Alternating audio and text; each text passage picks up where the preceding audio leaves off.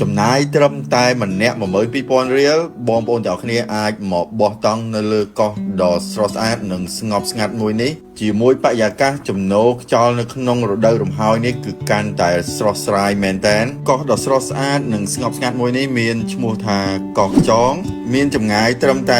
180គីឡូម៉ែត្រពីរាជធានីភ្នំពេញទេប៉ុន្តែបរិយាកាសនៅលើកោះខ្យងនេះគឺស្ងប់ស្ងាត់និងស្រស់ស្អាតមិនធម្មតាទេបងប្អូនកោះខ្យងនេះឲ្យតែដល់រដូវធ្លាក់ខ្យល់គឺខ្ញុំតែងតែចូលចិត្តមកបោះតង់សម្រាប់លេងកម្សាន្តនៅទីនេះមែនទែនហើយនៅក្នុងរដូវនេះគឺទីនេះគឺសម្បូរក្តាមថ្មល្អៗខ្លាំងមែនទែនបងប្អូនអញ្ចឹងបងប្អូនទាំងអស់គ្នាមកគឺអាចរកទិញក្តាមថ្មពីប្រជាជនដែលគាត់រស់នៅតំបន់នេះគាត់រកដោយផ្ទាល់បានហើយនៅទីនេះមិនមែនមានតែក្តាមថ្មមួយមុខទេបងប្អូនគឺមានងាវមានបង្គាមានមឹកមានត្រីមានក្តាមសេះគឺបងប្អូនទាំងអស់គ្នាចង់ញ៉ាំអីទិញនឹងបាននៅទីនេះគឺសម្បូរហើយតម្លៃវិញគឺសមរម្យមែនទែនហើយកោះខ្យងនេះគឺអត់មានត្រូវចំណាយពេលឆ្លងទូកយូរម៉ោងទេបងប្អូនគឺយើងចំណាយពេលប្រហែលជា5ទៅ10នាទីទេគឺយើងនឹងឆ្លងទូកទៅដល់កោះខ្យងហើយសម្រាប់នៅលើកោះគឺមានទីធ្លាធំទលេមែនទែនដែលបងប្អូនទាំងគ្នាអាចជ្រើសរើសទីតាំងមួយណាក៏បានដែរយើងអាចបោះនៅកន្លែងណាក៏បានដែរហើយនៅលើកោះក៏មានទឹកសាបសម្រាប់ប្រើប្រាស់ដែរចំណុចពិសេសដែលខ្ញុំចូលចិត្តកោះខ្យងនេះគឺទី1បរិយាកាសល្អទី2សម្បូរគ្រឿងសមុទ្រញ៉ាំទី3ការមើលថ្ងៃរះនិងថ្ងៃលិចនៅទីនេះបងប្អូនគឺស្រស់ស្អាតខ្លាំងមែនទែនយើងអត់ចាំបាច់ត្រូវដើរទៅណាទេយើងនៅលើកោះនេះគឺយើងអាចមើលបានហ្មងយើងគ្រាន់តែចេញតែពីតង់មកគឺយើងឃើញថ្ងៃរះហើយ